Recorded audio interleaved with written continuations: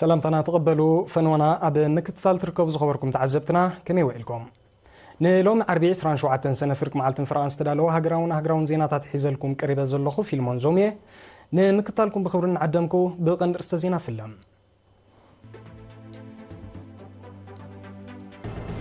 منستر زينا سرعة إثيوبيا أنصار إيرترا كايدون زغنيت صعوق زمت زملكت مجلس وصيهم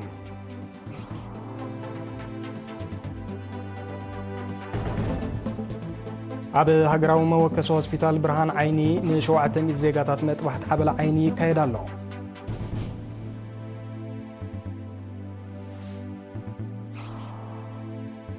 عب نوزوباتات من دفران صورونان عب التعالاليات سنكولانن أرقاويانن زتكور سلطانات وهيبوم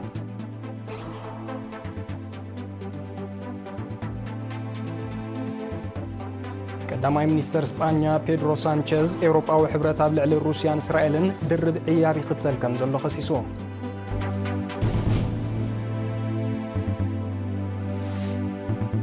إيران مس أمريكا داقماي زرب نمجمار زتبس حسم المأكان زي اللي حبيرا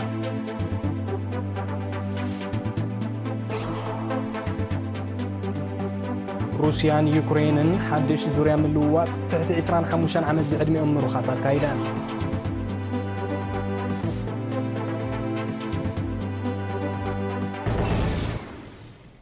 زرزر زينا منستر زينا سرعة إثيوبيا نيرتران متقانن مخصاصن ككايدون زغنيت صعوق دبلوماسيا وزمتن كجبرت صنحة تختاخ تكبراتن زملكت مجلس وصيهم ملؤ تحستو سأب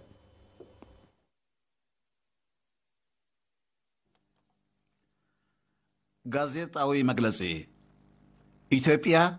ኩናትን መውላዕን ርትዓዊን ምምሳሉን ሰበብ ሃሰው ትበል ኣብ ዝሓለፈ ሒደት መዓልታት ስርዓት ኢትዮጵያ ኣብ ጽዑቕ ዲፕሎማስያዊ ዘመተ ተጸሚዱ ቀኒሉ እዚ ዘመተ እዚ ናብ ዋና ጸሓፊ ሕቡራት ሃገራትን ሓያሎ መራሕቲ ሃገራትን መንግስታትን መልእኽቲ ምስዳድ ዘጠቓለለ እዩ ትሕዝቶ ናይቲ መልእኽቲ ንኤርትራ بتدغغامي متخطاخون تحسات الاولawነትን ግዛታዊ ሓድነትን በሐሶት ዝጥቀንን ዝኸሰሰን እዩ እዚ መዘናገር መልእኽቲ እዚ ያይ ናህጉራዊ ማሕበረሰብ ብምትላል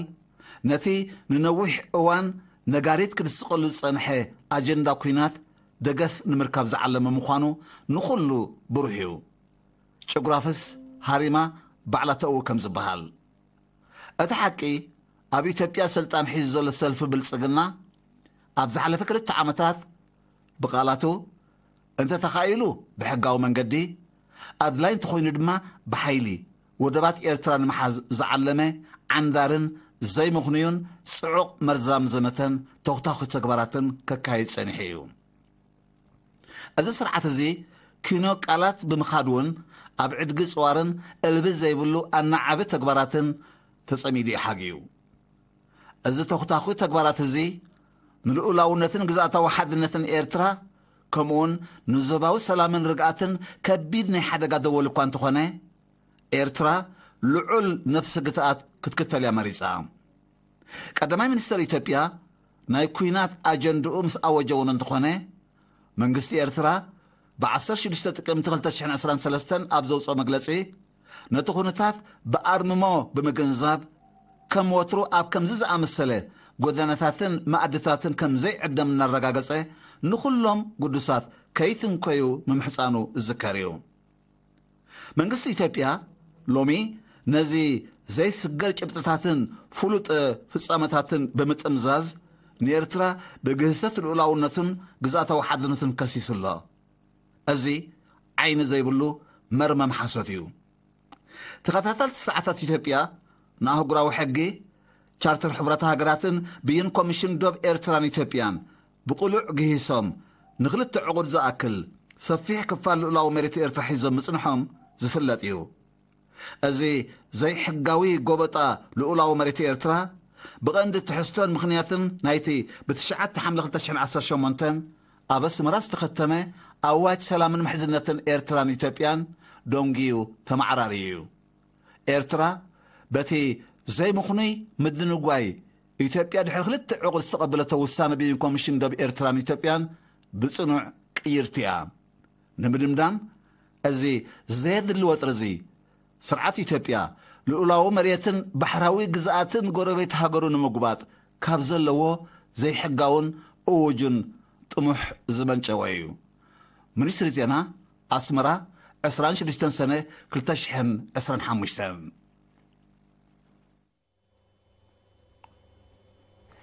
ናብ ካልእ ዜና ምስ ንሰግር ካብ ዝሓለፈ ወርሒ መጋቢት ኣብ ዞባታት ማእከል ሰሜናዊ ቀይሕ ባሕርን ደቡባዊ ቀይሕ ባሕርን ወፍሪ መጥባሕቲ ሓበል ዓይኒ ከም ተኻየደ ዝፍለጥ እዩ። ኣብዚ ቅንያት እዚ ድማ ኣብ ሃገራዊ መወከሲ ሆስፒታል ብርሃን ዓይኒ ን700 ዜጋታት ተመሳሳሊ መጥባሕቲ ይካየድ ኣሎ። ወኪል ኤሪና ዳንኤል ወልዱ ንዘዳለዎ ትሕዝቶ ኣዲባ ዓብዱ ክቐርቦ እዩ። ኣብ ሃገራዊ መወከሲ ሆስፒታል ብርሃን ዓይኒ ካብ 23 ክሳብ 28 ሰነ ካብ መላእ ሃገር ንዝመፁ ሕሙማት ነፃ መጥባሕቲ ሓበላ ይካየድ ኣሎ። ዛጊት ልዕሊ 500 መጥባሕቲ ተኻይዱ ከም ዘሎን ኣብ ዝቕፅል መዓልታት ን200 ተወሰኽቲ ከም ዝግበርን ኣብቲ ሃገራዊ መወከሲ ሆስፒታል ሓላፊ ምክትታል ጥዕናዊ ኣገልግሎት ነርስ ገብረ እግዚኣብሔር ሃይለ ገሊጹ። እቲ መጥባሕቲ ኣብ 6 ዞባታት ኣብ ዓመት ብድምር ንኣስታት 5,000 ሕሙማት መጥባሕቲ ንምክያድ ብዝወፀ ውጥን መሰረት ይካየድ ምህላው እውን ኣነፂሮም። መጥባሕቲ ሓበላ ዓይኒ ቅድሚ ሕጂ በስመራን ገለ ዞባታትን ብሓገዝ ናይ ደገ ክኢላታት ዝካየድ ዝነበረ ኣብዚ እዋን ዝግና ሙሉእ ብውሽጣዊ ዓቕሚ ይዕመም ከም ዘሎ ብምጥቃስ ኣቐዲሙ ዞባ ሰሜናዊ ቀይሕ ባሕሪ ኣብ ኣፍዓበት ባፅዕን ጊንዳዕን ኣብ ዞባ ደቡባዊ ቀይሕ ባሕሪ ድማ ብ10 መጥባሕቲ ሓበላ ከም ተኻየደ ነርስ ገብረ እግዚኣብሔር ሓቢሮም። በዘይካዚ ዝመፅእ ወርሒ ሓምለ ዞባ ጋሽ ባርካ ከተማታት ኮሌጅ ባሩንቱን ተሰነይን ኣብ ወርሒ ነሓሰ ድማ ኣብ ኣስመራ ተመሳሳሊ መጥባሕቲ ንምክያድ መደብ ከም ዘለውን ኣብሪሂቦም። መጥባሕቲ ካብ ዘካየዱ ዘለዉ ሓካይም ዶክተር ኢዮብ በየነ ብወገኑ እቲ መደብ መቐፀልታ ናይቲ ኣቐዲሙ ዞባታት ሰሜናውን ደቡባውን ቀይሕ ባሕሪ ዝተኻየደ ተመሳሳሊ ወፍሪ ምዃኑ ገሊፆም። ኣብ ሃገራዊ መወከሲ ሆስፒታል ብርሃን ዓይኒ እውን ኣብ ወርሒ መጋቢት 2025 ወፍሪ መጥባሕቲ ሓበላ ተኻይዱ ምንባሩ ዝዝከር እዩ። ኣብ ዞባ ደቡብ ንኡስ ዞባታት መንደፈራን ፅሮናን ኣብ ኣጠቓላልያ ስንኩላንን ኣረጋውያንን ዘሎ ግንዛበ ንምዕባይ ዝሕግዝ ስልጠና ንኣባላት ሽማግለታት ኮም ዝሰረቱ ተሃድሶ ተዋሂቦም። እቲ ብጨንፈር ዕዮን ማሕበራዊ ድሕነትን ዝተወደበ ስልጠና ናይ ኣካልን ኣእምሮን ስንክልና ዘለዎም ከምኡውን ብዕድመ ዝደፍኡ ዜጋታት ኣብ ውሽጢ ሕብረተሰብ ግቡእ ቦትኦም ክሕዙን ነፍሶም ክኽእሉን ዝዓለመ ምዃኑ ክኢላ ማሕበራዊ ድሕነታት ወሃብቲ ዓምደ ማርያም ገሊፆም። ኣብ ውሽጢ ሕብረተሰብ ዝጸንሐ ንስንኩላናት ሒትካ ናይ ምርኣይ ኣመለኻኽታ ክውገድ ከም ዝግባእ ዝጠቐሰ ኣቶ ሃብተ ምስ ስንክልና ዝነብሩ ዜጋታት መሰላቶም ተሓልዩ ኣብ ሕብረተሰቦም ተቐባልነት ረኺቦምን ነፍሰ ተኣማንነት ተሓዲሮምን ንጡፍ ተራ ንኽፃወቱ ኣድላይ ደገፍ ክግበረሎም ከም ዝግባእ ኣስሚሩሎም። ሓለፍቲ ኣብያተ ጽሕፈት ዕዮን ማሕበራዊ ድሕነትን ኣብተን ንኡስ ዞባታት ብወገኖም እቲ ስልጠና ትርጉምን ኣምርን ኮም ዝሰረቱ ተሃድሶን ልምዓትን ፈሊጥካ ንቕሓት ህዝቢ ከም ዝዓቢ ንምግባር ሓጋዝ ተራኸም ዘለዎ ብምጥቃስ ምድጋፍ ኣለይቲ ስንኩላንን ስድራ ስዋኣትን ኣካል ንጥፈታት ኮም ዝሰረቱ ተሃድሶ ስለ ዝኾነ ሕብረተሰብ ናይ ምትሕጋዝ ተበግሱኡ ንኽዕቢ ክስራሕ ተላብዮም።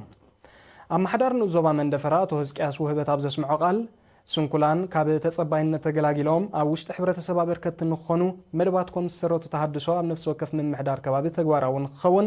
ምምሕዳር ንኡስ ዞባ ከም ዝፅዕር ገሊፆም።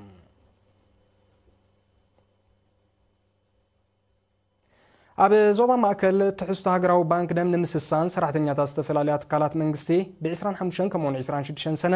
70 ከረፂት ደም ለጊሶም። ኣብቲ ብዝትካእ ደም ዘይትትካእ ህይወት ንምድሓን ዝተወስደ ተበግሶ ኣባላት ማእከላይ ቤት ጽሕፈት ሚኒስትሪ ዕዮን ማሕበራዊ ድሕነትን ኩባንያ ምክፋል ሕድርን ኮርፖሬሽን ኤሌክትሪክ ኤርትራን ተሳቲፎም። ካብ 7 ክሳብ 9 ግዜ ዝለገሱ ኣብ ዝሃቦ ርእቶ ብዝለገስዎ ደም ህይወት ክድሕንን ካብኡ ምርኣይ ዝዓቢ ዓስቢ ከምዘየለ ኣረጋጊፆም። ኣባል ሃገራዊ ባንክ ደም ነርስ ሳራ ሚካኤል ብወገና ወለንታዊ ልግሲ ደም ቀንዲ ምንጭ ትሕዝቶ ሃገራዊ ባንክ ደም ከም ዝኾነ ብምጥቃስ ሕብረተሰብ ኣብ ወለንታዊ ልግሲ ደም ዘለዎ ርድኢት ክዕቢ ኣዘኻኺራ።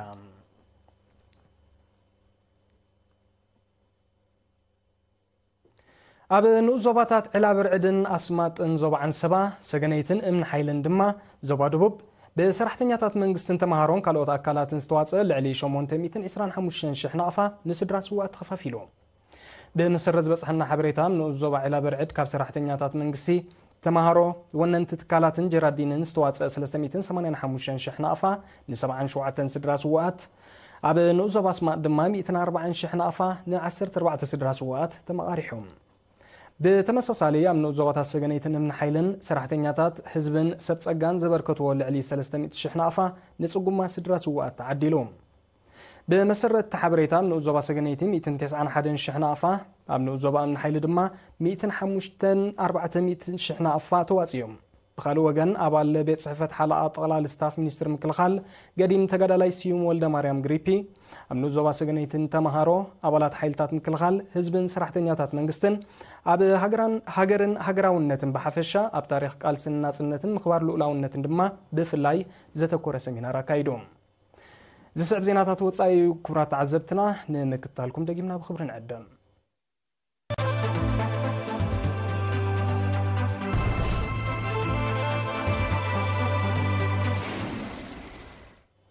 قداماي منستر اسبانيا بيدرو سانشيز اوروبا وحبرت ابلع لي روسيا اسرائيل درب عياري قتل كم زلو خسيسوم قداماي منستر سانشيز تمالي 26 سنه غون اخيبا مرحت ابال هاغرات اوروبا وحبرت نغازيطنياتات ابزهابو مغلصي تحبرت بغداي كوينات يوكرين ابلع لي روسيا 17 زورياتات اجداتات كوان تصدقه اسرائيل لا وشمت قازاب تكايدو زلا الما بدبداب جن تمساسال سغوم تخنزي وسدلا نصيروم اوروبا وحبرت مس اسرائيل زغورو نغداو سممع كون زف حساب كقرب مخانو قداماي منستر سانشيز بتوسخه غليصوم اب كتما مدريد اسبانيا زركب امباسي اسرائيل نريتو قداماي منستر سانشيز بمخنان صر اسرائيل زمته خم زبغسه كسيسوم كمل سغبرنايزي منستر غدات وصا اسبانيا بسنكتي امباسي اسرائيل زهابو قبول زيكونز بولو ريتوتات نلوخ اسرائيل صويعو كم ززراربو تقاليحم منغست اسبانيا قديمون اوروبا وحبرت ابلع اسرائيل نيصور اجدا خصنع مصوع الذكريو اسرائيل اب مودات 2023 سنه ابلع وشمت قازا دبداب كاب جمر اندحر طغلالا ناي استقتلوا فلسطيناوያን قصرين ابلع 56 شح ناي زوصلوا خان ابلع 128 شح بصحلا ايران مس امريكا داغماي زرب نمجمار استبصح سممع كم زي الحبيره منغست ايران نزحبره بريزيدنت امريكا دونالد ترامب زمت سومون مس ايران زيته خم جمر دحر زهابو مغلصيو منستر غدات وصا ايران عباس عراجي تمال 26 سنه مس منغستاو معكن زينا ايران RIIB اب زغبرو قال محتت مس امريكا داغماي زرب نمجمار زخونه يخون مدلاو وي سممع كم زيتغبره نصيروم داغماي زرب كجمر زلو تخيلو اب محلاو ربحاتات ايران طراي كم زمركوسون منستر عراجي بتوسخ نصيروم زامزيلون كولو اسرائيل اب لعلي ايران زكايدو متقعتي هاغرو ناي رأسن كلخال مسلات تقيمه عصفا سلازملستلو بزي قدم هونه دو كتبلهم تجدد زحبره منستر عراجي باسرائيل نزفصم زخونه يكون تحست هاغرو ترير ملسه غبر خمت بلو تنقيقوم بزي كازي ايران مس اهغراو تكال توصاصار نكلساو صعات مالت IAEA نزلوا متحبار دوك زبل امامه ببايتو هاغرون بالعلواي قواماو توصاصار اكالن كم صدقن تغباراون قيادن كوين خمزلون تمنستر وسيخون ارغاغيصوم روسيان يوكرينن تمال 26 سنه حدش زوريا من اللواط تحت 25 عام زعدم مرخات كايدان اذا من اللواط مرخات وصيت نايتي مونغ خلتين هاغرات بخلت سنه بكتما اسطنبول ترك زتبصح سم معكن زخونه يزغل زلو زاغيت كنداي مرخات كم تفتحوا كوانت زي تغلصه كلتين هاغرات تمساسال قصر مرخات كم تلواوط اغن تحبيروم مرخات روسيا ابز وانزيا ببيلاروس ادلاي حكمنا وحجز يرخبو خم زلو منستر مكلخار روسيا فليتوم روسيان يوكريننا وبمجمريا ورحسنه بكتما اسطنبول تركيا زكايدو كالاي زوريا قطاو زرب بخبيت زقصولو خمون تحت 25 عام زعدميهم كلهم مرخات كلواوط خم تسمامعه زذكريهم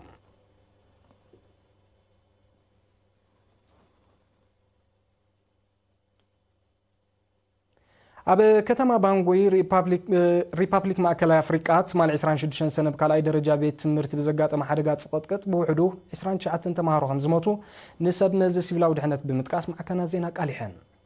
اتي حدغا اب ناي الكتريك ترانسفورمر بستخسته برتو حدغا نوت كيس سومبدو تمهارو كادمو ابزفتنو لوان كم زغاطم يزحبر زلو بتا حدغا حسيا زركبوم لعلي 250 كم زقصلون قصر موتات كزايد كم زقلن سمزتنا ميتوم التي فتصامي لعلي 5300 تمهارو ناي لعلواي تمرت فتنا بزوسدلو زنورو اواني غاطيمو بريزيدنت ريبابليك ماكل افريقيا فوستين ارشانج بتوادرا نسدرا قديات صنعات بممناي ناي 3 معلتات هاغراو حزن اويجلو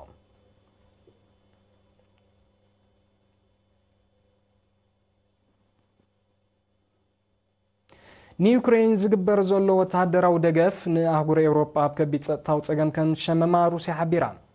منستر مكلخار روسيا اندري بيلوسوف تمال 26 سنه ازز سراويت ابزهاو مغلصي اتدغف بزلعله ملكو مسم قصالو صطا هاغرات اوروبا ممليسو يخرر كم زلو فليطوم هاغرات اوروبا وتعدراو عقمن مدنفع زسلعو زلو غزيف باجت صعبينا يتتفطير زلو صطاو صغمات مخانو منستر اندري بيلوسوف بتوسخ رديو ምብራቕ ኤውሮጳ ሕልፊ ካልእ ከባቢታት ናይቲ ኣህጉር ኣብ ጸጥታዊ ቅልውላው ወዲቖም ዘሎ እትሕብር ሩስያ ኪዳን ሰሜን ኣትላንቲክ ኔቶ ቀንዲ ተሓታቲ ናይቲ ክስተት ምዃኑ ክትወቅስ ጸኒሓላ መራሒት ኔቶ ዝኾነት ኣሜሪካ ካብ ፈለማ 2022 እንዳሕር ጥራይ ዝዓበየ ክፋሉ ኣብ ጽላት ምክልኻል ዝውዕል ልዕሊ $180 ቢልዮን ደገፍ ንዩክሬን ከም ዝገበረ ጸብጻባት የረድኡ ነቲ ኩናት ብሰላማዊ መገዲ ንምዕራፍ ዛጊድ ዝኾነ ተበግሶ ዘይወሰደ ኤውሮጳዊ ሕብረት እውን ንዩክሬን ልዕሊ $160 ቢልዮን ዝግመት ደገፍ ከም ዝገበረ እቶም ጸብጻባት ይጠቕሱ ኣሜሪካን ሩስያን ኩናት ዩክሬን ብሰላም ንምዕራፍ ካብ ፈለማ ናይ ዝዓመት ዲፕሎማስያዊ ተበግሶታት ክወስዳ ጀሚረን ምህላውን ይፍለጥ ሰራዊት ናይጄርያ ኣብ ሰሜናዊ ክፋል ሃገሩ አንጻር ሽበራ ዝቐንዐ ሓድሽ ወተሃደራዊ ወፍሪ በጊሱ እቲ ሰራዊት ነዚ ወፍሪ ዘበገሰ ኣብ ዝሓለፈ ሳልስቲ እያም ማዓስከራቱ ብዝተኻየደ መጥቃዕትታት ብውሕዱ 20 ኣባላቱ ድሕሪ ምቕታሎም እዩ በቲ ሽበራዊ ፍጻሜ ዓሰርተታት ከም ዝቆሰሉን ንዋታዊ ዕንወት ከም ዝወረደን እውን ተገሊጹ እዚ ሓድሽ ወፍሪ ኣቐዲሙ ኣብ ሰሜናዊ ናይጄርያ ካብ ዝተኻየደ ሰፍሒ ምዃኑ ዝጠቐሱ ጻዘዝቲ ሰራዊት ናይጄርያ ኣብ ምድምሳስ ሽበራውያን እወታዊ ተራ ከም ዝህልዎ ኣሚቶም ኣለዉ እቲ ሰራዊት ኣቐዲሙ ኣብቲ ከባቢ ዘካየዶ ወፍርታት ዝጥቀስ ውፅኢት ከም ዘይተረኽቦም ናይ ቀረባ ተዓዘብቲ ዝሕብሩ ሰፊሕ ክፋል ሰሜናዊ ናይጄርያ ኣብ ትሕቲ ዕጡቓት ወዲቖም ዘሎ ዝገልጹ ጸብጻባት ካብ 2009 ኣብቲ ዞባ ዝተኻየደ መጥቃዕትታትን ግጭታትን ልዕሊ 40,000 ሰባት ከም ተቐትሉን ኣሳት 3 ሚልዮን ከም ተመዛበሉን የረድኡ ናይ መወዳእታ ዜና ጎረባብቲ ሃገራት ህንድን ፓኪስታንን ኣብ ዝሓለፈ ወርሒ ሚያዝያ መንጎአን ዝተኸስተ ወተሃደራዊ ወጥሪ ብዘተ ንምዕራፍ ተረዳድየን እዚ ዝተገልጸ ሚኒስትራት ምክልኻል ክልቲአን ሃገራት ጎኒ ጎኒ እቲ ብ25 ከምኡ'ውን 26 ሰነብ ቻይና ዝተኻየደ ኣኼባ ሚኒስትራት ምክልኻል ኣባል ሃገራት ምትሕጋዝ ውድብ ሻንጋይ ኣብ ዝገበሮ ዝርብ እዩ እቲ ምትፍናን ብዘተ ጥራይ ከም ዝዓርፍ ዝገለጻ ህንድን ፓኪስታንን ተወሳኺ ዲፕሎማስያዊ ርክባት ከም ዘካየዳ ኣፍሊጠን ኣለዋ ክልቲአን ሃገራት መንነቶም ዘይተፈልጠ ዕጡቓት ኣብቲ ህንዲ ተመሓድሮ ክፋል ዞባ ካሽሚር ዘካየድዎ መጥቃዕቲ ድሕሪ ዝሰዓበ ምትፍናን ናይ ላዕለዎት ሰብ መዝርክብ ከካይዳ ንፈለማ እዋን እዩ በቲ ናይ 22 ሚያዝያ መጥቃዕቲ ዝበዝሑ በጻሕቲ ዝርከቦም 26 ሰባት ከም ተቐትሉ ዝዝከር እዩ ድሕሪ ፍጻሜ ክልቲአን ሃገራት ኣብ ዝሓለፈ 10 ዓመታት ካብ ዘካየድኦ ዝሓየለ ምዃኑ ዝተጠቐሰ ምልውዋጥ ተኸሶ ከም ዘካየዳ ጸብጻባት የረድኡ ህንድን ፓኪስታንን ድሕሪ 1947 ብጉዳይ ኣከራኻሪ ዞባ ካሽሚር 3 ግዜ ኣብ ወተሃደራዊ ረፅማ ከም ዝኣተዋ መዛግብቲ ታሪኽ የነጽሩ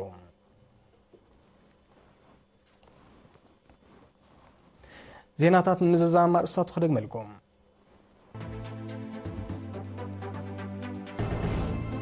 ሚኒስትር ዜና ስርዓት ኢትዮጵያ አንጻር ኤርትራ ከካይዶ ንዝቐነየ ጽዑቕ ዘመተ ዝምልከት መግለፂ ውፅኡ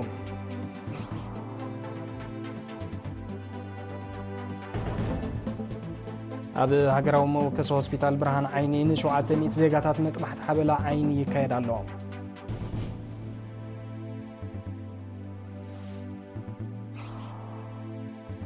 ኣብ ንዞባታት መንደፍራን ጾሮናን ኣብ ተላልያ ስንኩላንን ኣረጋውያንን ዘተኮረ ስልጠና ተዋሂቡ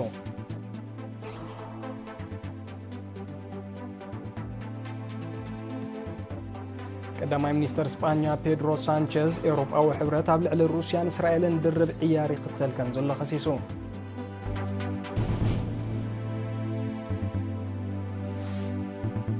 ኢራን ምስ ኣሜሪካ ዳግማይ ዝርብ ንምጅማር ዝተበጽሐ ስምምዕ ከም ዘየላ ሓቢራ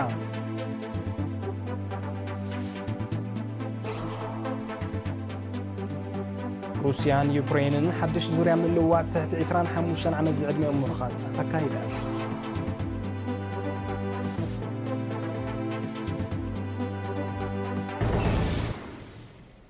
حفشاو زينات التزازيم اللهم استروف مدواتنا نحدقكم بوغني بروح معلتي